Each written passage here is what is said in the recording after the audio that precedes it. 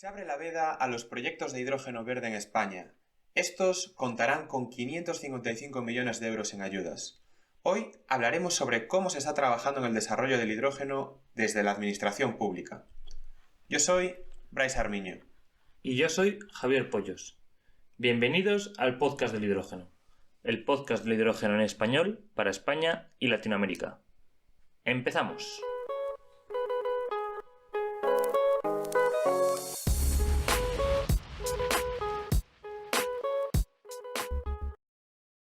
Desde hace aproximadamente un año y medio, la palabra hidrógeno viene acompañada de ayudas y subvenciones. Y ya sabemos que desde la Unión Europea, y sobre todo a raíz del COVID, se están destinando fondos para impulsar la recuperación económica con perspectiva de futuro, centrándose en temas como la transformación digital o la sostenibilidad. Ayudas, subvenciones, créditos, apoyos a fondo perdido. ¿Pero qué se apoyará? ¿Cuáles serán los mecanismos para hacerlo de una forma justa y maximizando el resultado? En este nuevo episodio nos hemos querido centrar en los mecanismos públicos que tenemos en España para canalizar este tipo de ayudas, que impulsan nuevas tecnologías como por ejemplo el hidrógeno. Y para eso tenemos con nosotros a Santiago González, del Departamento del Marco Regulatorio del IDAE, de quien depende, por cierto, la estrategia del hidrógeno en nuestro país. Santiago, muy buenos días y gracias por estar aquí con nosotros. Muy buenos días, Bryce, Javier, buenos días. Buenos días, Santiago. Bueno, lo primero, antes que nada, nos gustaría que te presentaras tanto a ti como al IDAE para que nuestros oyentes os conozcan mejor. Muy bien, pues mira, trabajo en IDAE desde hace más de 20, desde el año 2002. Estoy actualmente trabajando, como habéis dicho, en el Departamento de Marco Regulatorio y Estrategia Corporativa para la Transición Energética.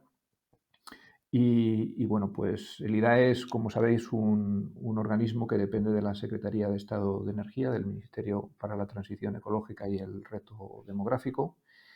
Y nos encargamos de dar apoyo al Ministerio en diversas actividades relacionadas con la implementación de políticas de eficiencia energética, de fomento de las renovables y también con áreas muy afines dentro de lo que es la movilidad sostenible. Tenemos, por un lado, actividades de participación directa en proyectos, pero también estamos involucrados en todo lo que tiene que ver con la planificación estratégica que viene del Ministerio, pero que emana también de las obligaciones de cumplimiento con las directivas europeas. Y al mismo tiempo también realizamos inversiones en las que participamos o somos cosocios junto con otros promotores en proyectos que tienen una particularidad de ser proyectos estratégicos y singulares.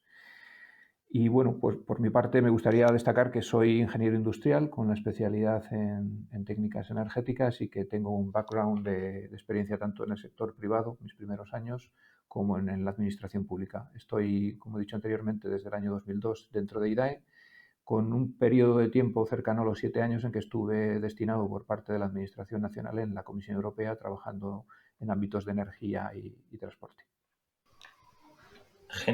Genial.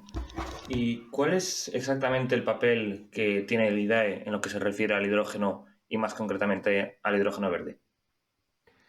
Bueno, pues el papel que tiene el IDAE como organismo dependiente de la Administración General del Estado, del Ministerio de Transición Ecológica y Reto Demográfico, es claro como instrumento para facilitar la implementación de las políticas en el ámbito de la eficiencia energética, por un lado, la reducción de las emisiones y el fomento de las energías renovables.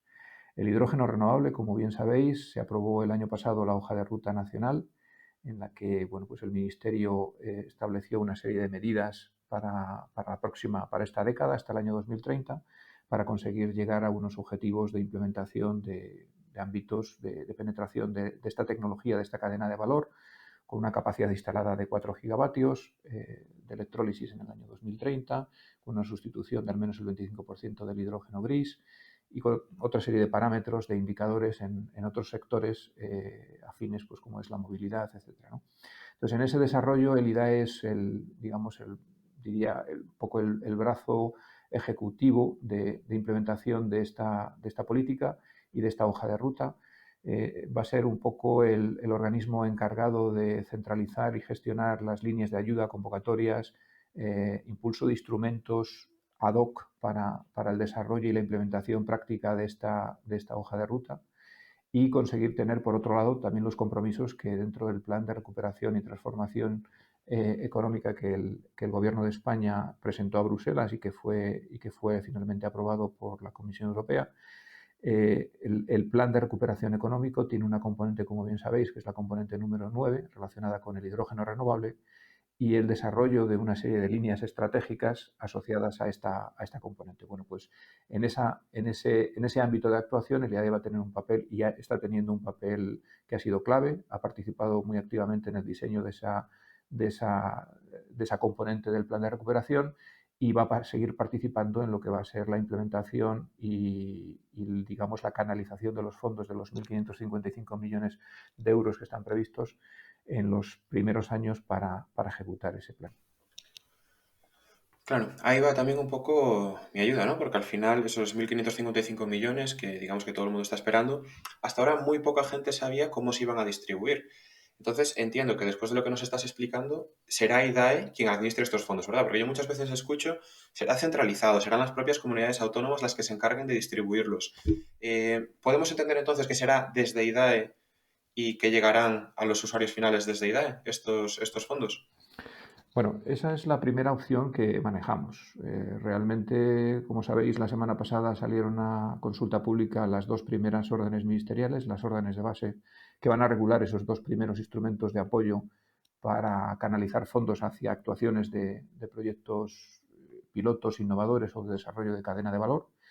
Y sí que entendemos que en esta primera fase, digamos, las convocatorias centralizadas gestionadas directamente por la Administración, en este caso el IDAE como organismo concedente, son las que van a tener mayor repercusión, ¿no? Más adelante, pues ya veremos a ver cómo configuramos con posibles nuevos instrumentos o nuevas tipologías de convocatorias, si se van a hacer de la misma manera, de forma centralizada, o se va a territorializar, dependiendo del objeto a financiar, en cada una de ellas. Pero sí que de alguna manera estamos abiertos un poco a contemplar cuál es el método o la fórmula más apropiada y más eficiente para hacer los desembolsos y ayudar a las empresas o los consorcios y las agrupaciones a ejecutar estas inversiones. Entendido, entendido. Y una de las cosas que quizás puedan frenar estas inversiones que comentas es, no voy a decir la falta de regulación, pero sí una regulación poco específica para lo que es el hidrógeno verde, ¿no? Yo me estoy encontrando, bueno, tanto Javi como yo tenemos, además de este podcast, pues trabajamos como consultores del hidrógeno y nos encontramos muchos clientes que lo primero que llegan es con su planta pensada como un PPA de una instalación ya existente. Si la planta va a ser en el norte de España, la instalación que ya tienen pues es en el sur, una instalación solar, cosas del estilo, ¿no? Y sí que es cierto que a pesar de no haber normativas específicas todavía, sí que ya tenemos unos indicios de por dónde van a tirar los tiros. Entonces, la primera pregunta en cuanto a regulación. ¿Cómo haremos para categorizar ese hidrógeno como verde? Es decir, ¿se va a seguir lo que indica la normativa RED II, de que tiene que estar cerca y generando en un mismo espacio temporal? ¿O estamos contemplando otras alternativas? Bueno, como sabéis, por la propia tipología de hoja de ruta y la apuesta de España como proyecto país, el único hidrógeno que nosotros contemplamos desde el punto de vista del desarrollo de esta cadena de valor es el hidrógeno renovable, a diferencia de lo que otros países quizás han podido tratar de facilitar o fomentar, ¿no? Nosotros tenemos muy claro que el hidrógeno tiene que ser producido de forma renovable. En esa hoja de rutas se permiten una serie de rutas para realizarlo, pero en particular la ruta que es la fórmula para la electrólisis está clara que tendría que cumplir con los preceptos de la RED II, de la Directiva actual de energías renovables, ¿no? Ahí tenemos un concepto que en estos momentos la Comisión Europea está trabajando, que es el acto delegado de adicionalidad, que lo que impone es que en su artículo 27.3 es sacar un instrumento que permita, un instrumento regulatorio que permita asegurar que ese hidrógeno producido procede de energías renovables, y que además son nuevas renovables, o sea, no son instalaciones ya existentes, sino nuevas instalaciones, el que va a permitir un cierto decalaje entre lo que es la puesta en marcha de la planta renovable y la primera molécula de hidrógeno producida por medio del sistema de electrolizador, pero ahí de alguna manera vamos a estar un poco sujetos a lo que ese acto delegado de adicionalidad nos imponga, que viene por ese lado, ¿no? Luego, por otro lado, está el hecho de verificar el origen renovable de ese hidrógeno, de esa molécula, ¿no? Ya sea o bien por PPAs o por garantías de origen, se certificará que el hidrógeno es 100% renovable, ¿no? Naturalmente queremos tener un sistema que sea plenamente compatible con sistemas europeos similares, ¿no? Y que se desarrollen teniendo en cuenta que bueno, pues hay una garantía de origen asociada al hidrógeno renovable producido en ese momento en unas condiciones determinadas, ¿no? Entonces, bueno, me gustaría remarcar eso. Dentro del plan de recuperación, la componente 9, existe por un lado lo que son las inversiones y por otro lado está la reforma. La reforma, como sabéis, es la hoja de ruta, pero también es tener un mecanismo de garantías de origen. Ese mecanismo de garantías de origen es el que creemos que va a garantizar que ese hidrógeno va a ser renovable. Vale. Y después otro punto a tener en cuenta también es el tema de lo que comentabas, ¿no? El tema de los PPAs. ¿Cómo será esa casación de producción, consumo? Entiendo que también siguiendo la red 2, que en principio tenderá en lugar de ser pues casaciones anuales, mensuales o diarias, incluso hasta 15 minutales, ¿no? Es decir, para no sobrecargar la red eléctrica, nosotros tenemos que estar en el mismo nudo de congestión y consumiendo pues al mismo tiempo al que se está produciendo, ¿verdad? Sí, en este tema, bueno, me temo que vamos a tener que esperar un poquito porque la situación es que nosotros no podemos hacer una regulación ex ante. Como bien sabéis, respecto al acto delegado que está ahora mismo digamos, en preparación, discusión entre Estados miembros, hubo una primera versión que se filtró antes de verano que hablaba de una correlación temporal 15-minutal. Luego después creo que ha habido otra versión nueva que hablaba de una hora. En general yo creo que tenemos que ser cautos y precavidos de cara a tener pues, bueno, un desarrollo de un acto delegado que sea acorde con las necesidades del sector. Yo creo que en estos momentos los primeros proyectos están por arrancar, por desarrollarse. No estamos en esa fase de ramp-up, de escalado o de despliegue masivo, sino que tenemos que tener cierto cuidado de, entre comillas, mimar este sector y darle las oportunidades para poderse desarrollar de una forma armoniosa, teniendo en cuenta que hay varios desafíos de por medio, ya no solamente a nivel técnico y económico, sino también en aspectos pues, de tipo regulatorio. Nosotros somos un poco de la idea de pensar que quizás a lo mejor se puede establecer algún periodo, un primer periodo de despliegue de esta tecnología hasta quizás mediados de la década, donde pueda haber una casación que fuera flexible desde un punto de vista, pues, no sé, se podría pensar en algo mensual o en ese orden, ¿no? Mensual o bimensual, y luego ir progresivamente adelantando y restringiendo ese calendario pues hacia la segunda parte de la década y por ahí pues empezar a tener una exigencia mayor en cuanto a unos criterios de correlación temporal y también geográfica, que en estos momentos, bueno, pues la correlación geográfica será la que sea que esté manejando la comisión y la que se imponga, ¿no? Creo que quizás a lo mejor nos afecta más desde el punto de vista de desarrollo, fomento y consolidación de proyectos la correlación temporal. Quizás la geográfica en el ámbito geográfico nacional sería menos sensible, ¿no? A nivel nacional español, ¿no? Entendido. Y continuando un poco con el tema de regulación, en lo referente a todo lo que tiene que ver con los impactos ambientales, ¿se está también trabajando en simplificar los trámites para los centros de producción de hidrógeno, las hidrogeneras y demás? Bueno, como sabéis, la hoja de ruta, dentro de sus medidas, había alguna serie de medidas que eran de tipo regulatorio, donde se enfocaba precisamente a simplificar la tramitación y agilizar y racionalizar los procedimientos de autorización de instalaciones. Somos muy conscientes de que una planta de hidrógeno que está, bueno, pues es una planta de tipología industrial con una serie de repercusiones o de implicaciones que eso tiene, ¿no? Desde el punto de vista de autorizaciones medioambientales y autorizaciones administrativas. Entendemos que hay un margen de recorrido. Lo que pasa es que, bueno, en ese margen de recorrido creo que todavía necesitamos tener un cierto volumen de experiencia práctica y de tener un bagaje, no solo a nivel nacional, como Administración General del Estado, sino también a nivel autonómico y local, ¿no? De cuál es la experiencia operativa que hay con esos primeros proyectos y aprender un poco sobre la marcha, ¿no? Entonces, a la medida que vayan implementándose primero las primeras autorizaciones y vayamos viendo cómo se configuran los proyectos y sean el reflejo de un modelo de negocio muy concreto y muy determinado, intentaremos ir aquilatando cuál es el perfil de implicación que tiene desde el punto de vista medioambiental, etcétera, ¿no? Si bien es cierto que en todas las convocatorias, eso sí me gustaría remarcarlo, en todas las convocatorias que saquemos relacionadas con el plan de recuperación en el marco de la componente 9, bueno, y en cualquiera de las componentes, es un requisito impuesto por la Comisión Europea el cumplir con el filtro de no dañar al medio ambiente, ¿no? Entonces, eso sí que va a ser un condicionante muy importante y las propias empresas o solicitantes de la ayuda van a tener que demostrar y acreditar o hacer una declaración responsable en la cual acrediten, digamos, esa conformidad con esos objetivos medioambientales, ¿no? El criterio este de NSH, ¿no? Muy bien, entendido. Y un poco enfocándonos también en la industria, ¿no? Que va a ser un protagonista en el tema del hidrógeno.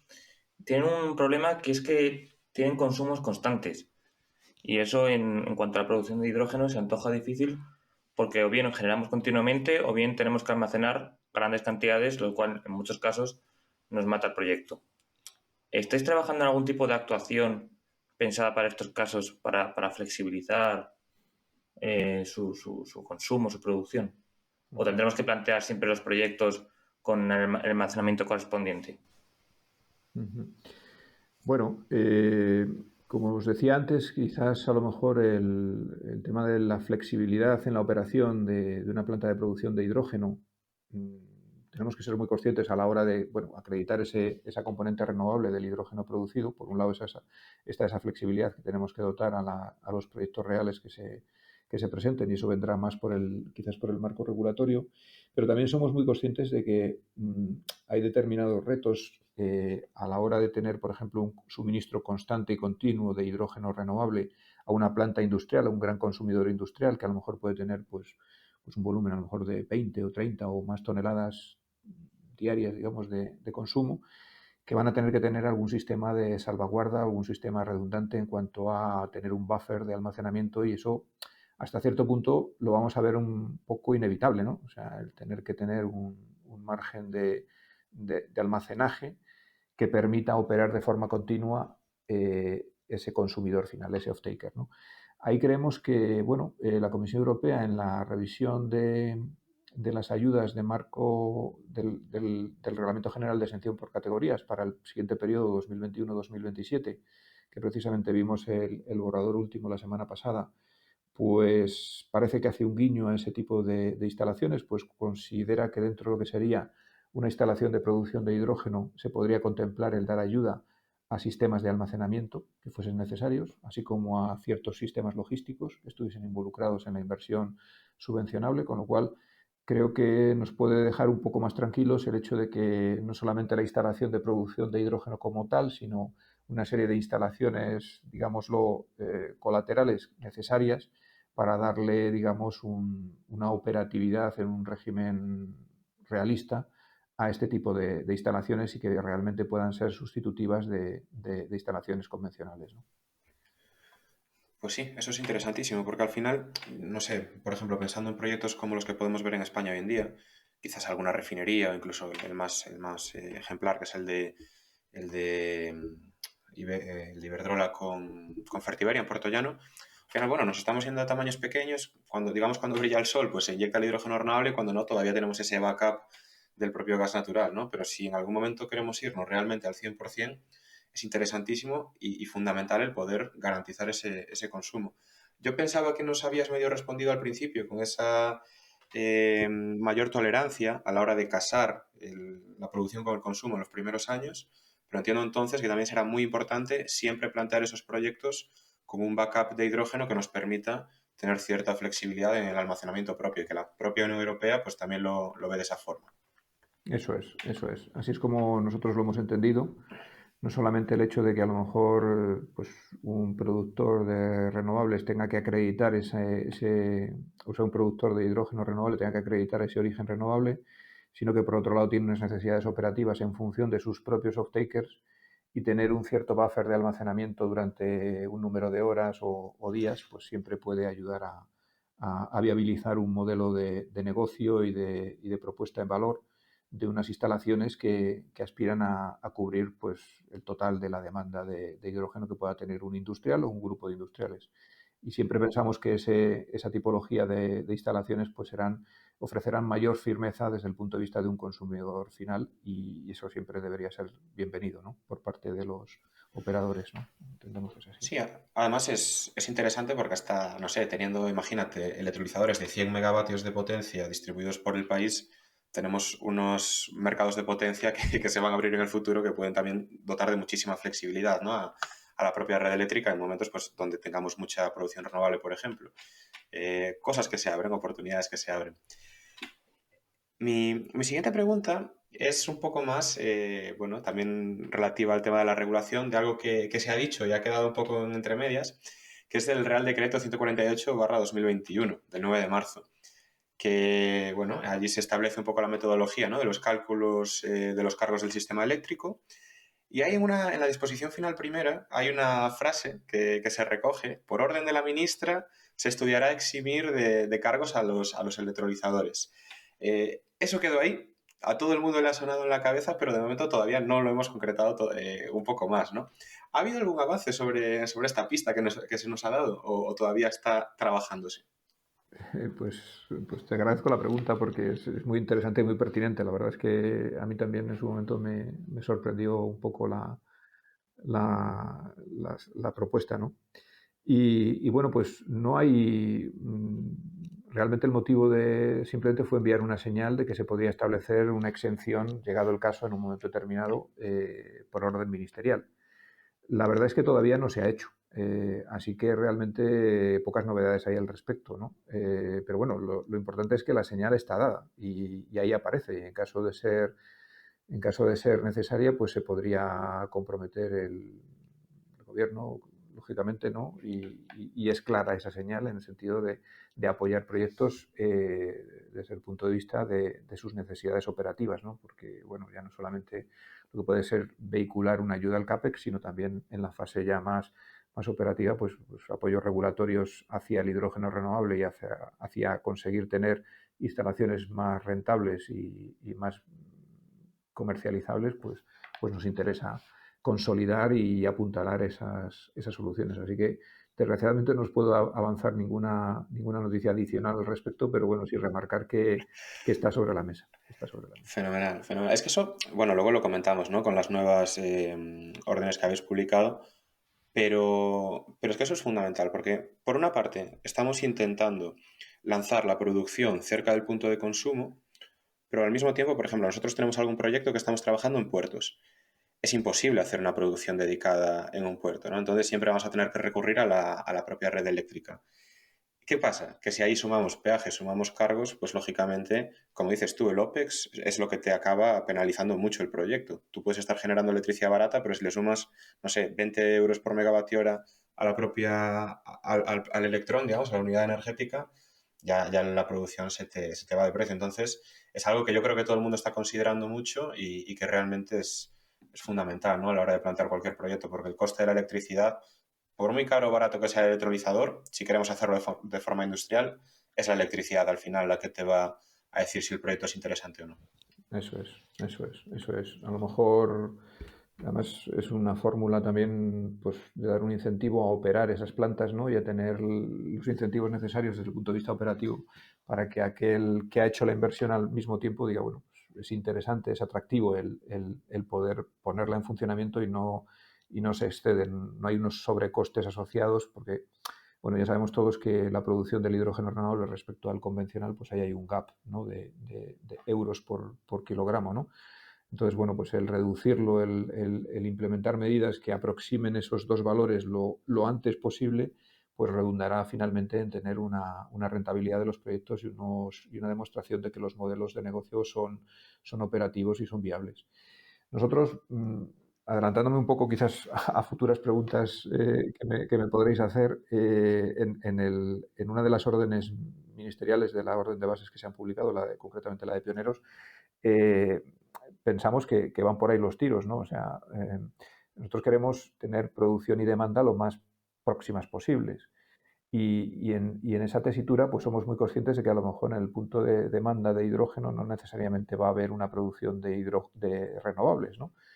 Que sea suficientemente atractiva en tamaño y competitiva en precio, ¿no? Entonces, en esos casos queremos dotar de flexibilidad al sistema, a los proyectos, para que puedan combinar, si es necesario, renovables in situ, renovables dedicadas para la producción de ese hidrógeno, con posibles consumos eléctricos de la red, siempre y cuando pues, se cumpla con el requisito de adicionalidad que ahora mismo se está trabajando desde Bruselas, ¿no? Pero sí que el hecho de combinar esas dos y poder compatibilizarlas, pensamos que puede tener un recorrido importante y puede dotar de esa flexibilidad, digamos, en la configuración de los proyectos para hacerlos viables y rentables lo antes posible, ¿no? Entonces, bueno, pues es un guiño, digamos, a tener abiertas esas dos opciones sin necesidad de que tenga que ser un requisito, digamos, duro y tajante de que todo tendría que ser con instalaciones renovables in situ. Muy bien, pues estaremos atentos a nuevas actualizaciones que haya acerca del tema. Y ya un poco cambiando de tercio, dejando atrás el tema de regulación, entre las actividades que tiene el IDAE también se encuentra la de formación e información. Y en concreto, en la hoja de ruta del hidrógeno verde, en la medida 35, se habla de crear un punto de información a todos los públicos, ¿no? Gestionado por el IDAE precisamente. ¿Cómo se encuentra actualmente ese punto de información para toda España? Pues es cierto que esa es una de las medidas que se contemplaba dentro de la hoja de ruta. En IDAE somos plenamente conscientes de que estamos mandatados para desarrollar ese punto de información, ese hub de información en torno al hidrógeno renovable y consideramos que es de extremada importancia el hacerlo, el desarrollarlo y el implementarlo en la práctica para que todos los agentes puedan tener participación como una fuente de información pública y acceder a la misma para disminuir las barreras precisamente de esta tecnología, de esta cadena de valor que está emergiendo. Desgraciadamente, por los últimos meses se le ha dado prioridad a, bueno, no sé si desgraciadamente o no, pero vamos, se le ha dado prioridad al desarrollo de las órdenes ministeriales, las órdenes de base, para lanzar las primeras convocatorias de proyectos y podernos poner en marcha desde el punto de vista inversor. Entonces, al priorizar digamos, este campo de trabajo, hemos dejado un poco más de lado el tema de desarrollar, avanzar con este hub. Pero desde luego lo tenemos muy presente y va a formar parte dentro de los desarrollos que en un futuro a corto plazo trataremos de impulsar por parte del IDAE. Bueno, de alguna forma lo estamos haciendo hoy aquí también.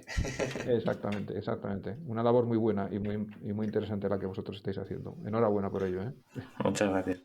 Sí, damos fe que en estos últimos meses habéis tenido mucho trabajo y es que ahí va mi siguiente pregunta, ¿no? Hay subvenciones que son muy conocidas enfocadas al transporte, como son los MOVES, que son para vehículos eléctricos, o los MOVES singulares para innovación en movilidad eléctrica, que ya lleva más de una edición y que, por cierto, estos últimos cerró la presentación de solicitudes la semana pasada. Cuéntanos un poco más acerca de ellos y cómo pueden enfocarse hacia el desarrollo de proyectos de movilidad con hidrógeno. Bueno, pues la verdad es que los MOVES, tanto MOVES 3 como MOVES Singulares 2, bueno, han estado, uno de ellos sigue estando abierto y el otro está, como bien dices, cerró la semana pasada. Me gustaría un poco destacar que hacen una labor muy necesaria y complementaria, por lo menos en lo que tiene que ver con la movilidad alternativa, combustibles alternativos, no solamente por el ámbito del hidrógeno, sino que es la movilidad eléctrica y bueno, pues son importantes las cantidades que se ponen sobre la mesa, ¿no? En el caso de MOVES 3, pues está dotado con al menos 800 millones de euros, de los cuales ya hemos repartido pues unos 400 millones entre las comunidades autónomas. Es una convocatoria que está territorializada, descentralizada y que, bueno, pues cada comunidad autónoma tiene un presupuesto asignado y que de alguna manera se garantiza que aquel territorio que agote el presupuesto inicial pues pueda seguir aprovechándolo pues, a través de pues, estas ampliaciones, esta futura ampliación, ¿no? Ya hoy mismo pues los particulares, los autónomos pueden aprovecharse de estas ayudas, es para adquisición de vehículos eléctricos, la infraestructura de recarga, se apoya a los autónomos, a las pymes, a municipios de menos de 5.000 habitantes y bueno, pues como sabéis, pues son unas ayudas que están, digamos, proporcionadas, en torno a 7.000 euros por vehículo eléctrico. Siempre que se achatarre un vehículo eléctrico puede subir hasta 7.700 en municipios en menos de 5.000 habitantes, ¿no? Y por otro lado, pues tenemos las ayudas a la infraestructura de recarga con intensidades que van del 70 al 80%, ¿no? Eh, Entiendo que por un lado está el MOVES 3 y luego tenemos el MOVES Singulares, donde algunas de las actuaciones relacionadas con el hidrógeno pues tienen cabida. El MOVES Singulares ha salido con un presupuesto inicial de 100 millones en esta primera fase, pero ya se planteó y ya se dijo en su publicación que sería ampliable o que podría ser ampliable hasta unos 300 millones, ¿no? Y bueno, pues ha tenido la ventanilla abierta durante estos 2 meses, en los cuales hemos recibido bastantes propuestas. Y me gustaría destacar que, bueno, pues ha hecho, igual que hizo en el MOVES 1, pues este MOVES Singulares 2 ha hecho un guiño a lo que es las tecnologías de cadena de valor del hidrógeno y permitía pues el apoyar la compra de ciertos vehículos de hidrógeno, entre los cuales podríamos hablar de vehículos pesados y también lo que es el despliegue de hidrogeneras. El carácter de esta convocatoria pues tiene un carácter claramente marcado orientado a la innovación, o sea, de alguna manera no son proyectos más comerciales, digamos, o con un perfil más maduro, sino que a lo mejor pues es proyectos más de tipo desarrollo experimental e innovador, ¿no? Y en esta convocatoria, bueno, pues se contemplaba también el apoyar a la infraestructura de recarga de hidrógeno con hidrogeneras que pudieran tener incluso cierta capacidad de producción in situ de ese hidrógeno siempre que se acreditase que fuese utilizado para los usos en movilidad. Y bueno, pues entendemos que esta es una de esas actuaciones que complementa aquello que hemos sacado ahora mismo con las 2 órdenes ministeriales de hidrógeno renovable que están en consulta pública y que sirven un poco pues, de acicate para los proyectos que intentan movilizar actuaciones de hidrógeno renovable con ayudas que van y provienen del marco del Plan de Recuperación y Transición y Resiliencia. Una pregunta aquí, Santiago. Decías antes que en el tema de la infraestructura eléctrica, bueno, se subvencionaba hasta un 70-80% la infraestructura de recarga. Yo recuerdo que en el MOVES de temas de hidrógeno era, por ejemplo, el vehículo pesado eran hasta unos 200.000 euros, creo que recordar de máximo. Y en el caso de las hidrogeneras, ¿qué porcentajes de subvención se están manejando? Los porcentajes de subvención que estamos manejando, estamos hablando de un 40% de los costes subvencionables, sin incluir IVA ni HIC, ¿no? Se podrá incrementar ese 40% en 10 puntos porcentuales para medianas empresas y en 20 puntos porcentuales para el caso de micro y pequeñas empresas. O sea, la intensidad de la ayuda ya sabéis que esto está dentro del marco del Reglamento General de Exención por categorías, es un 40% del coste subvencionable. El coste subvencionable lo tienes que calcular por el coste de la inversión menos el coste de una alternativa de referencia más contaminante, ¿no? Pero Sí. bueno. Sí. Habla Santiago de una posible ampliación de esos 100 millones. ¿Eso significa que podremos esperar nuevas convocatorias para este año, para el 2022? No me atrevería a comprometerme porque no es exactamente mi área Que te lo de, hacen pagar, ¿eh? de responsabilidad, pero bueno, soy optimista. Yo creo que ahora vamos a primero a resolver la convocatoria esta primera que ha habido, ¿no? De MOVES Singulares 2 y bueno, pues desde luego dinero hay, dinero estaba ya presupuestado que podría ampliarse hasta los 300 millones. Entonces, Y ganas también hay. ganas hay, o sea que por nuestra parte no será. Muy bien. Y ya vamos a lo más novedoso, ¿no? Lo que más se ha repetido a lo largo de la entrevista y es acerca de las órdenes, ¿no? Que ya hace unas semanas se han lanzado en la consulta pública las 2 bases reguladoras para la concesión de ayuda a los proyectos de hidrógeno. Así que por fin ya tenemos estos fondos tan deseados. Y vamos a hablar primero de la primera línea, la que apoyará estos proyectos pioneros que has comentado, que combinan la producción, la distribución y el uso de hidrógeno en una misma ubicación. Esto que hemos comentado a lo largo de la entrevista. ¿Cuál es el objetivo de esta línea de ayudas? ¿Cómo definirías muy rápidamente cuál es el objetivo principal?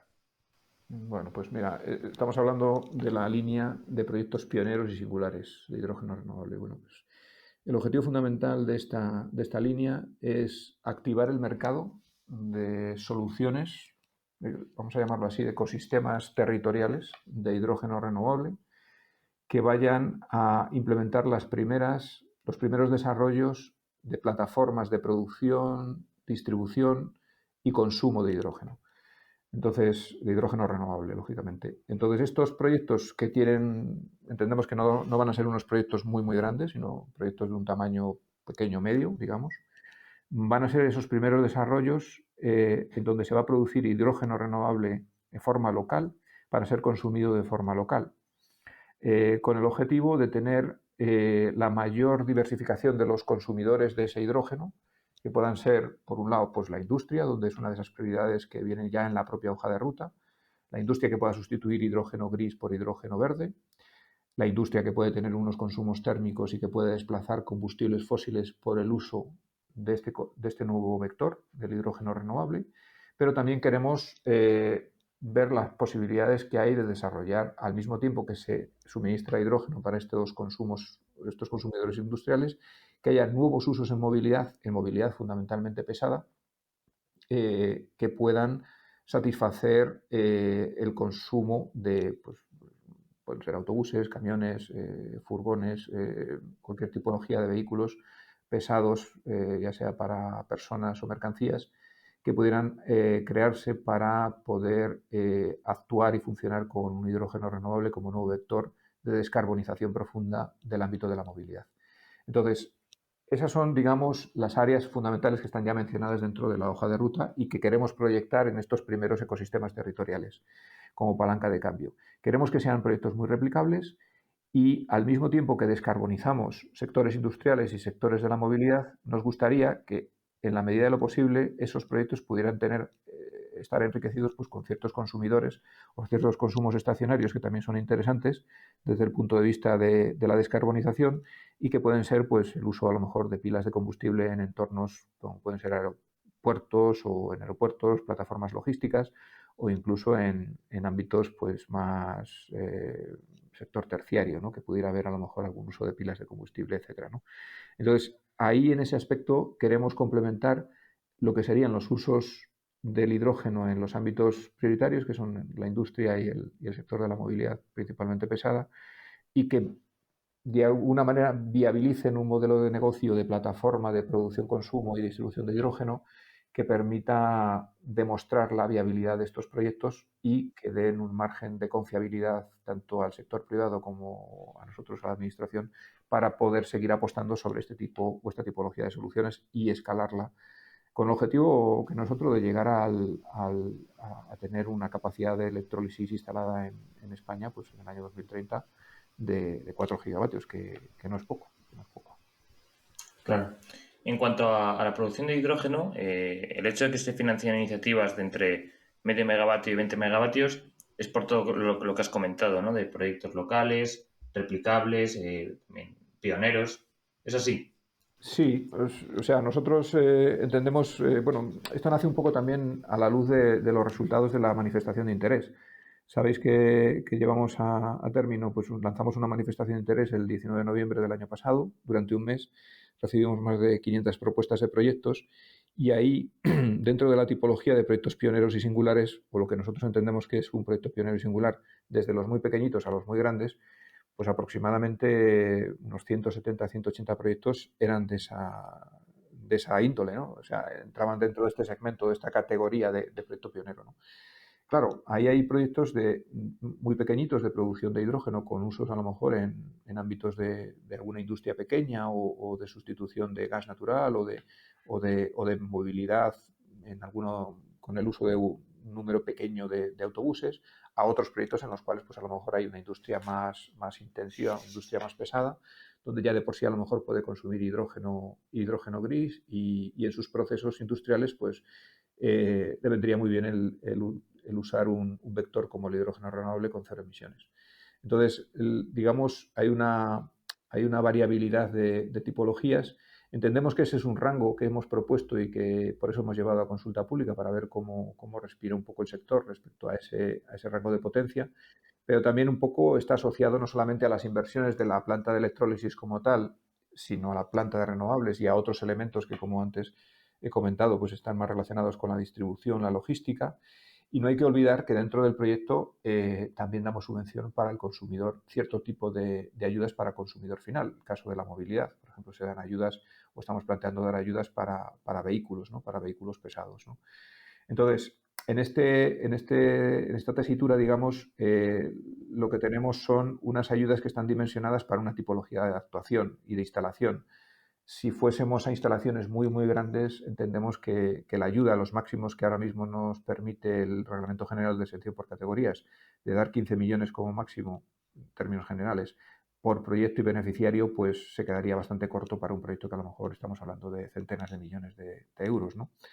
Entonces, en ese concepto creemos que pueden ser o resultar interesantes en ese rango de magnitud del electrolizador por volumen de inversión y por elementos de inversión colaterales, una ayuda que hasta los 15 millones se podría canalizar para ese proyecto. Entendemos que eso lo haría más viable y lo haría más atractivo desde el punto de vista de financiarlo y de conseguir hacerlo operativo y que tenga unas condiciones de funcionamiento como son las deseadas, ¿no? El máximo posible, ¿no? Pero bueno, esa es nuestra propuesta por parte de la Administración, a la luz un poco de, ya os digo y reitero, de lo que recibimos como respuesta en la manifestación de interés. Sí, yo creo que en cierto aspecto es hasta de agradecer, ¿no? Porque es muy posible que ningún fondo de inversión se lance a gastarse millones y millones en un proyecto de 500 megavatios sin asegurarse de que la tecnología funcione.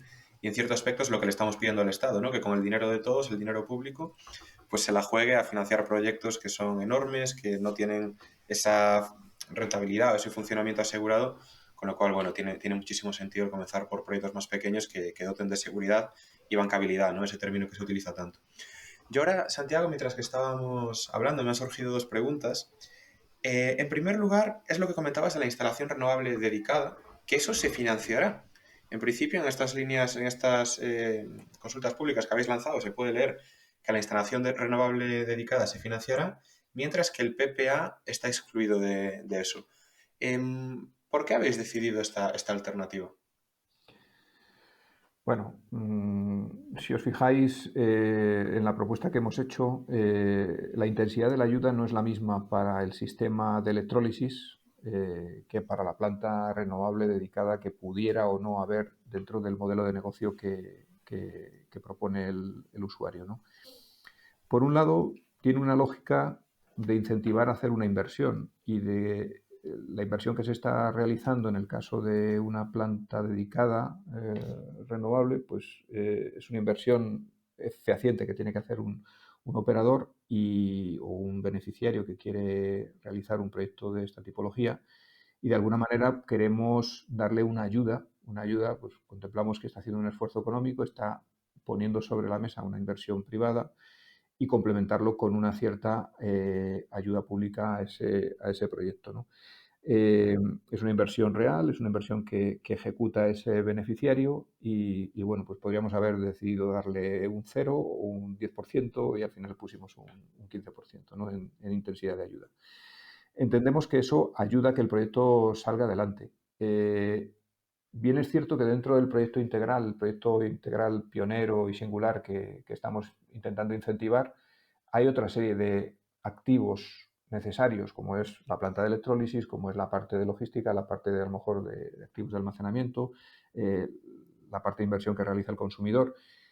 Queremos acotar esa ayuda que se da a la parte renovable. O sea, entendemos que las plantas renovables están en otra fase en cuanto a curva de aprendizaje y costes, y las plantas de electrólisis, los electrolizadores, fundamentalmente los de tecnología PEM, ya no vamos a hablar de otras tecnologías muchísimo menos avanzadas, ¿no? Como son las de óxido sólido, pero las tecnologías PEM necesitan un índice, un grado de ayuda, una intensidad de ayuda que es muy diferente de lo que es una planta fotovoltaica que entendemos que está plenamente en mercado, ¿no? independientemente de que coyunturalmente pues ahora estemos en una situación un poco más de cuello de botella, de cadena de suministro de materiales, del polisilicio, de los apoyos de acero, etcétera, ¿no? Y todo haya subido pues, por la situación tan atípica que hemos vivido en estos últimos meses, ¿no? Pero creemos que están en otra fase, ¿no? Y de alguna manera, bueno, pues si un inversor o un promotor está haciendo una inversión en una renovable dedicada, no es el mismo caso que si está haciendo un PPA con una instalación de renovables en la cual no está invirtiendo, en la cual, bueno, pues lo que está haciendo es comprar en todo caso la energía y suministrar una energía para alimentar ese electrolizador. Pero aquí entiendo que la renovable dedicada, a ver si estoy yo teniendo un error de concepto, es la que está directamente conectada a nuestra planta de electrólisis, ¿no? Eso es, Quiero eso decir, es. aunque yo haga una inversión en una planta que esté a 20 kilómetros, eso ya no se consideraría, si utiliza la red eléctrica, ya no se consideraría dedicada, ¿verdad?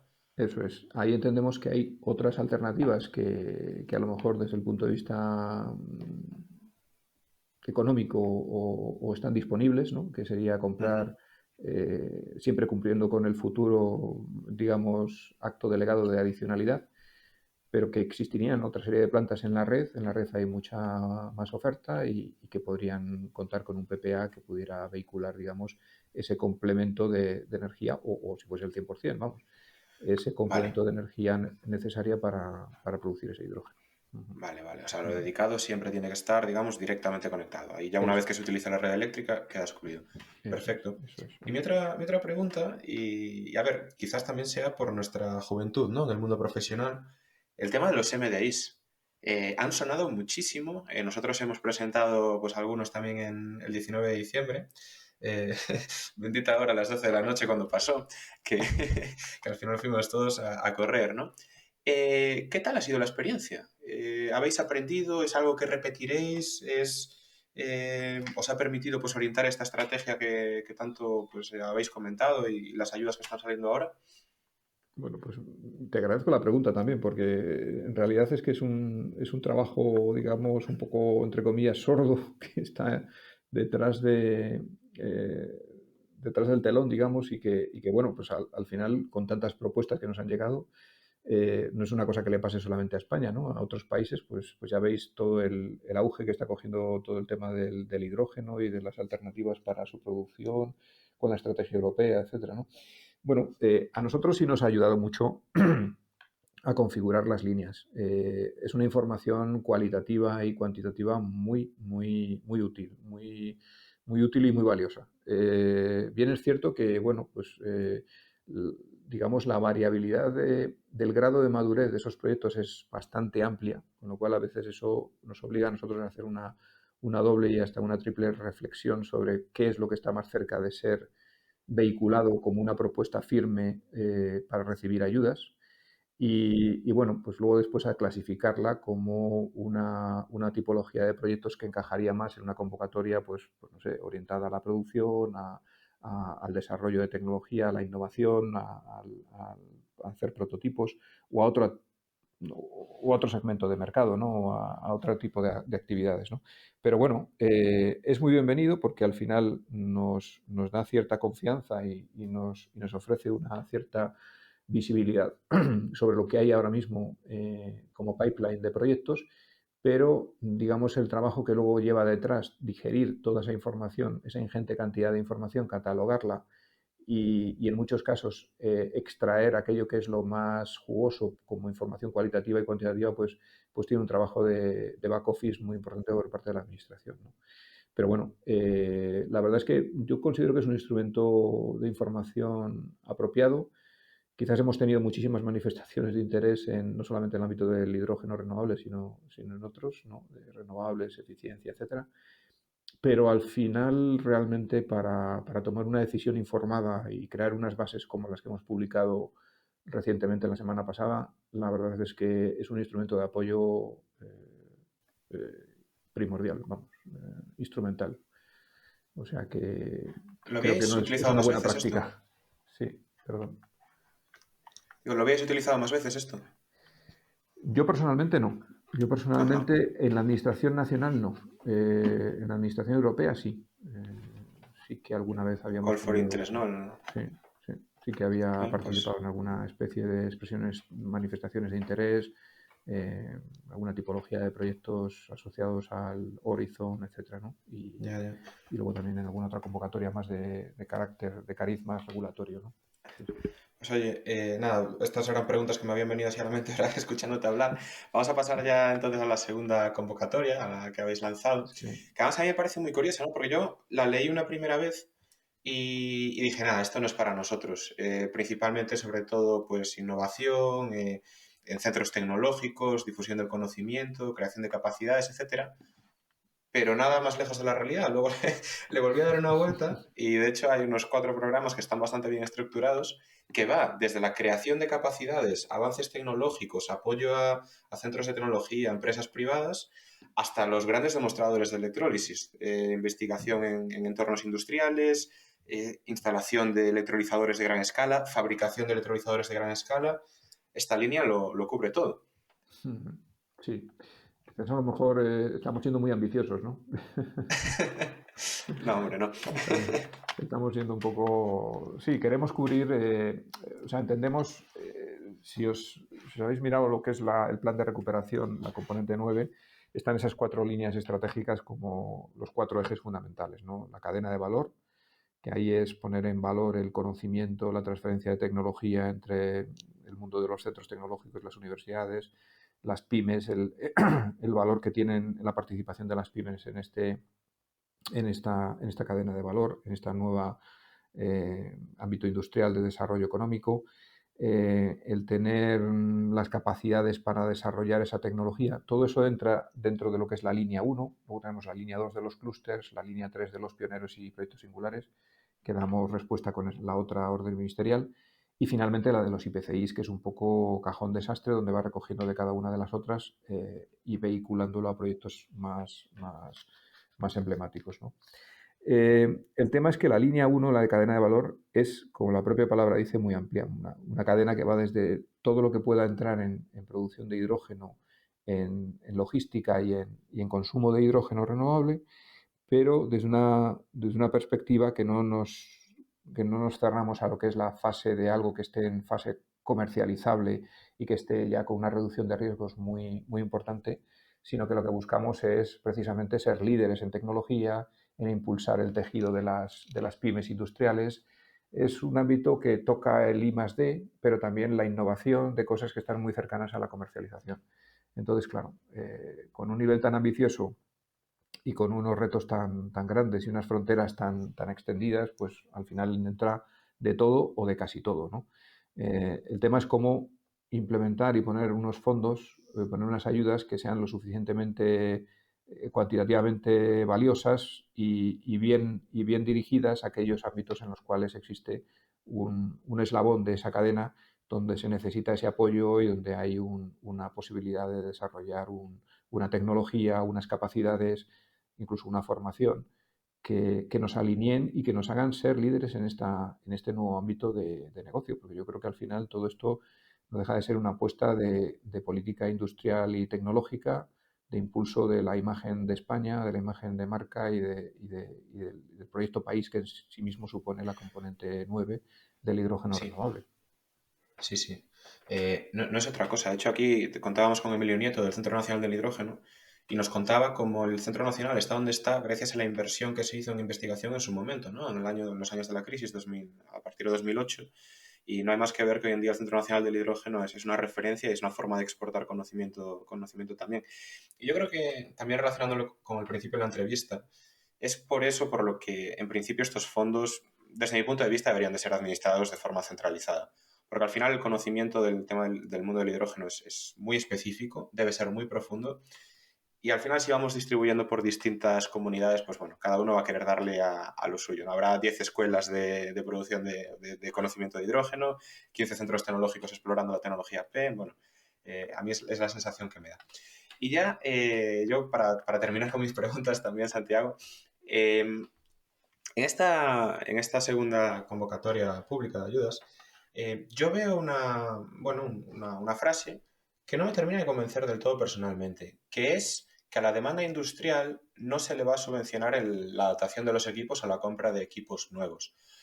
Yo, por ejemplo, en nuestro día a día, es muy fácil convencer a las empresas productoras de hidrógeno, pero cuando yo voy a hablar con pues, una industria acerera o cuando voy a hablar con simplemente una industria que tenga hornos y tengo que convencerle de cambiar todos sus equipos, su sistema de alimentación, su sala de combustión, bueno, toda la detección ATEX, etcétera, es donde muchas veces el proyecto se para y no avanza. ¿Por qué habéis decidido tomar esta alternativa?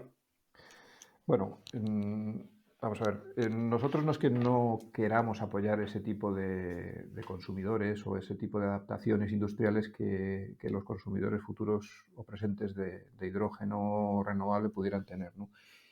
Somos conscientes de que hay una necesidad pues de ayudas, de inversiones y de enfocar unos desarrollos de tecnología o de desarrollos industriales para consolidar una serie de incertidumbres que hay por el uso desde el punto de vista de la demanda industrial del propio hidrógeno renovable, ¿no? Lo que ocurre es que en esta primera fase, este lanzamiento de convocatorias, estas dos que hemos hecho, en concreto esa frase está incluida en la de pioneros, ¿no? Proyectos pioneros y singulares, eh, se aspira a tener claro que estas ayudas están enfocadas sobre todo a lo que es esa fase de producción, de distribución y de logística del hidrógeno y a ciertos consumidores que en este caso pues hemos destacado que son los consumidores del ámbito de la movilidad. En el ámbito industrial, bien es cierto que a lo mejor quizás, aunque sean necesarias esas ayudas desde un punto de vista de procesos industriales, digamos, pues por temas de eficiencia energética, por temas de adaptaciones a un nuevo contexto industrial en el que hay un uso intensivo del hidrógeno, entendemos que en algunos casos la industria ya de por sí está usando ese hidrógeno gris. Entonces, bueno, las adaptaciones hasta cierto punto pues serían relativas. Otro caso sería diferente en el caso de que sustituyan un combustible fósil, y como es el gas natural, y empiecen a desplazarlo y empieza a haber un volumen de mezcla pues suficientemente alto como para condicionar ese uso, ¿no? Eso no significa que a futuro no pueda haber líneas de apoyo y de ayuda para esa parte de inversiones subvencionables. Lo que ocurre es que en esta primera fase, y por una cuestión más de optimizar el flujo de las ayudas, pues lo hemos tratado de vehicular hacia aquellas fases, hacia aquellos costes subvencionables, hacia aquellas inversiones que entendemos que son las más, vamos a llamarlo así, entre comillas, perentorias o las más necesarias desde el punto de vista de empezar a arrancar con los proyectos. Yo creo que la producción de hidrógeno, exactamente, la producción del hidrógeno renovable cuando todavía no existe nada, pues quizás sea la primera de las necesidades. Luego es cierto que si no hay un anclaje, si no hay un consumidor de ese hidrógeno renovable, por mucho hidrógeno renovable que tengas producido, pues de poco va a servir, ¿no? Por eso, por eso queremos también que en el modelo de negocio de los proyectos pioneros y singulares se garantice al menos un porcentaje de ese consumo. Y bien es cierto que para usar ese consumo, o sea, para usar ese hidrógeno renovable, pues o tienes el vehículo de hidrógeno que lo vaya a usar, en este caso ahí sí que damos ayudas, o que tengas un proceso industrial que sí que sea capaz de absorber ese hidrógeno, ¿no? Bueno, pues nos lo apuntamos en los deberes, ¿no? Pero desde el punto de vista de la ayuda que ahora mismo tenemos sobre la mesa, entendemos que quizás además replicando un poco lo que otros colegas han hecho en otros Estados miembros, ¿no? Las líneas de ayuda pues han ido inicialmente a la parte más de producción y menos a la parte de consumo, por lo menos en el ámbito industrial. Entendido. Y bueno, cuando salga este programa, este capítulo, ya habrán dado por finalizado el plazo de audiencia pública de estas ayudas, el 3 de diciembre. ¿Y luego qué? ¿Cuándo podríamos decir que estarán disponibles estas ayudas? Bueno, pues esa es una buena pregunta. La verdad es que ahí Que nadie un sabe. poco que nadie sabe. Bueno, nosotros digamos la aspiración que tenemos es sacarlo cuanto antes. O sea, realmente, bueno, como sabéis, hay un volumen de 400 millones de euros del presupuesto del año 2021. Así que, bueno, pues nuestro objetivo sería canalizar esos fondos a actuaciones de incentivos para el hidrógeno renovable en las dos convocatorias que tenemos. Bueno, que realmente lo que hemos sacado ha sido las órdenes ministeriales, que son las órdenes de base.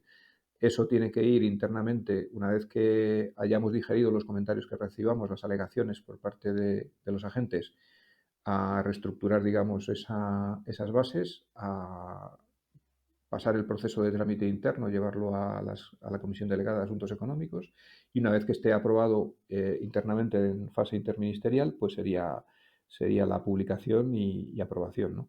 Aprobación y publicación. Después, la siguiente fase es sacar la convocatoria en la que ya se establecen, en base a estas órdenes ministeriales, una convocatoria con unos plazos muy concretos en los cuales se pueden recibir propuestas. Para eso tendremos que definir también cuál es el presupuesto disponible y, bueno, pues también definir aspectos muy concretos de la convocatoria, como son las intensidades de ayuda para cada una de las intervenciones que se vayan a apoyar, aunque ya de alguna manera en esta consulta pública que hemos sacado la semana pasada, pues se dan ciertas pistas, ¿no? Ahí hay un anexo a la convocatoria como tal, donde aparece precisamente una propuesta de intensidades de ayuda que serían las que corresponderían a la convocatoria o a la respectiva convocatoria o a esta primera convocatoria que se sacaría, ¿no? Plazos, pues no os puedo decir, más allá de lo que sería que, bueno, pues no creo que se dilaten mucho, pero que serían, pues no sé si las próximas semanas o mes o algo por el estilo, ¿no? Perfecto, muy bien, pues nos lo apuntamos. Y bueno, ya cambiando un poco, dejando atrás estas órdenes, hemos hablado mucho de los proyectos de producción de hidrógeno renovable, pero quizás suene demasiado poco la fabricación de los derivados del hidrógeno, como pueden ser los combustibles sintéticos. ¿Están incluidos dentro de la definición de estos proyectos o habrá otras convocatorias específicas para estos combustibles sintéticos? Bueno, combustible sintético es una opción que nosotros desde el punto de vista industrial no la descartamos. O sea, entendemos que pudiera ser elegible el uso de ese hidrógeno renovable para descarbonizar procesos en aras de producir esta tipología de combustibles sintéticos. En este momento sí que es verdad que no recuerdo muy bien si al final está tan explícitamente o no dicho dentro de lo que es la orden de bases. En el caso de los proyectos pioneros y singulares, porque sería el caso que les afectaría, pero digamos en el espíritu de esta orden de bases estaba o está el tenerlo ampliado para esa tipología de demandantes de consumidores de hidrógeno renovable a futuro. Entendemos que ahí va a haber unas necesidades muy particulares, es una tipología de consumidor industrial quizás a lo mejor diferente de otras, pero en cualquier caso es una de esas propuestas que también hemos recibido bastantes solicitudes de propuestas en lo que es la MDI, ¿no? que tuvimos abierta el año pasado.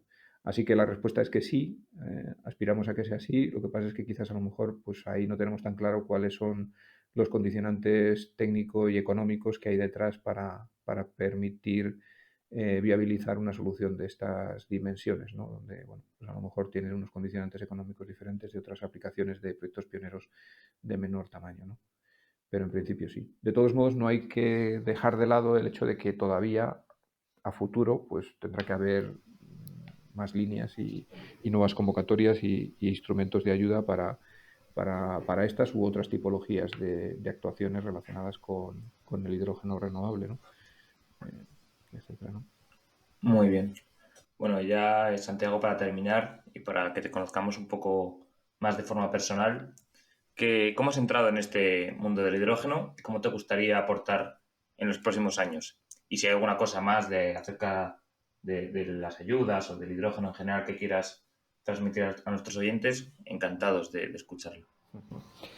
Bueno, yo en realidad bueno, tengo una formación técnica, además en el ámbito de la energía, que ha sido precisamente yo creo que el ámbito permanente y presente a lo largo de toda mi carrera profesional. Y bueno, mi primer contacto con el hidrógeno pues fue una reunión que cuando estaba en el departamento de cogeneración dentro de la IDAE, pues fui a Bruselas, fue la primera vez que visité Bruselas y en el ámbito de una reunión de Estados miembros, una reunión de Mirror Group, y iba junto con un delegado del CEDETI y bueno, pues ahí fue donde por primera vez descubrí todo lo que era el mundo del hidrógeno y en concreto de las aplicaciones de esta nueva actividad económica, ¿no?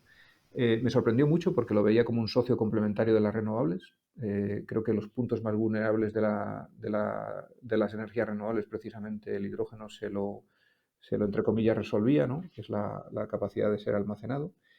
Y bueno, pues esa versatilidad que tiene ese vector hidrógeno, en aquellos momentos me deslumbró bastante. Y bueno, también es verdad que en torno a esa época pues hubo un libro escrito por Jeremy Rifkin, La economía del hidrógeno, que tuvo bastante influencia en atraer, digamos, ese interés, ¿no? hacia esa vertiente tecnológica de la energía, ¿no? Y luego, bueno, pues en distintos momentos a lo largo de mi carrera he estado más o menos vinculado y ligado con actividades relacionadas con el hidrógeno. Tuve la suerte de asistir como testigo a los primeros años de desarrollo de la Joint Undertaking del hidrógeno y de las pilas de combustible en Bruselas en el año 2009. Y en esos momentos trabajaba en la Dirección General de Energía. Y sí que es cierto que, bueno, pues es una actividad que yo siempre he creído en ella. Yo he sido un firme defensor del hidrógeno y del hidrógeno renovable en particular, y como capacidad de impulsar actividades de desarrollo, de tecnología, de innovación, de crear nuevos modelos de negocio, y luego, pues de la mano de las soluciones off the shelf que podía sacar para reducir las emisiones de CO2, pues cómo no, me parece que en algunos sectores, como la hoja de ruta del hidrógeno renovable destaca, que es la industria y el transporte pesado, creo que son soluciones que claramente tienen una cabida y un sentido económico muy, muy potente, ¿no? Y al final es una apuesta política, pues que yo creo que encaja. No solamente es España, sino la Unión Europea la que está tratando de impulsar este nuevo desarrollo. Entonces yo, humildemente, con mi granito de arena, pues me gustaría seguir aportando valor y seguir aportando conocimiento e impulsar actividades y apoyar a las empresas españolas y a los consorcios que se formen y a la tecnología Made in Spain que pueda competir y que pueda ser globalmente un player de primera magnitud, ya que a lo mejor no hemos llegado a tener las mismas capacidades en otros ámbitos tecnológicos. No sé, se me ocurre ahora mismo pues el desarrollo de chips, no lo sé, o el desarrollo de otro tipo de tecnologías, pues que a lo mejor aquí estamos a tiempo, y con los fondos del plan de recuperación y la voluntad política que me consta que existe en la administración y en ámbitos de negocio dentro de España, yo creo que podemos ser muy optimistas y mirar el futuro con franca ilusión de conseguir cotas importantes de desarrollo en este ámbito. Así que, bueno. Totalmente, totalmente. Santiago, no sé si querías decir algo más, no sé si te he cortado ahora. No, por mi parte nada más, solamente daros la enhorabuena por el programa. Es cierto que yo ya os tenía bajo el radar, de vez en cuando me descargo alguno de vuestros podcasts y había escuchado Fenomenal. alguna de las entrevistas, o sea que me parece que es una labor muy necesaria que se hagan este tipo de documentos y de información pública para que la gente pueda tener acceso. Cuanto mayor difusión y comunicación, mejor. Es uno de los objetivos también del IDAE, como bien sabéis. Y creo que reducir estas barreras de acceso a la información y del conocimiento y familiarizar a la sociedad en su conjunto, porque luego detrás de todo esto también habrá muchos temas no sé, de temas de seguridad, de aspectos a lo mejor de confiabilidad en una tecnología nueva y novedosa, con a lo mejor algunos estigmas del pasado. Así que creo que estáis haciendo una labor muy buena y os animo a seguir adelante. Pues genial, muchas gracias, Santiago. La verdad que yo lo que quería era agradecerte tanto a ti como al IDAE, como al propio Ministerio, el trabajo que se está haciendo, el haber venido aquí a explicárnoslo, porque lo cierto es que sí que entendemos que son tiempos convulsos por una parte de la gran cantidad de trabajo que hay. No sé cuántas manifestaciones habréis recibido, pero todo el mundo quiere participar, todo el mundo quiere hacerlo ya y todo el mundo lo ve como una carrera. Y desde luego tiene que ser una carrera, pero con unas reglas del juego bien estructuradas y que desde luego estáis poniendo. Y bueno, ya hablando del sector energético global, entendemos que ha habido pues muchos altibajos en estos meses, y nada más que daros todo nuestro ánimo, trasladaros nuestro agradecimiento tanto de nuestra parte como de la propia industria del sector, que estamos deseosos de poder hacer cosas, y seguro que contamos contigo pues para hablar en los próximos meses, años, de cómo avanza la regulación, cómo avanza el trabajo del IDAE y las nuevas líneas que saldrán para, como tú dices, lanzar el sector del hidrógeno en España, y que esto es algo que tiene que venir y que tenemos que luchar todos porque salga. Muchas gracias, Santiago. Eso es. Pues muchas gracias a vosotros. Muchas gracias, Saludos. Santiago. Un abrazo. Gracias. Un abrazo. Y hasta aquí ha llegado el episodio de hoy, en el que hemos podido contar con la presencia de Santiago González, quien nos ha comentado cómo desde el IDAE están gestionando la canalización de estos fondos europeos para impulsar el hidrógeno en nuestro país. Esperamos que os haya gustado y que nos acompañéis durante los próximos podcasts, ya que es mucho lo que tenemos y queremos contar. Dadle a like y suscribiros para ayudar a que este podcast crezca. Todas vuestras aportaciones serán bien recibidas en el correo elpodcastdelhidrógeno@gmail.com o en los comentarios de las principales plataformas. Un abrazo grande y hasta la próxima semana.